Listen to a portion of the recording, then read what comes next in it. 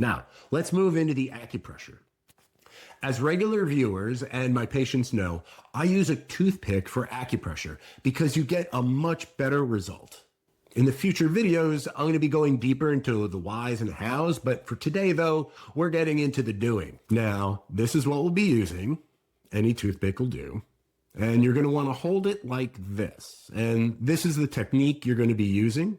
Just pushing it in and out. Now, I first learned this technique from a fantastic practitioner. Shout out to Bob Quinn. We'll be poking with the toothpick in a spiral as taught by Dr. Hiroshi Nagata like this. Remember, it should feel pokey, but not ouchy.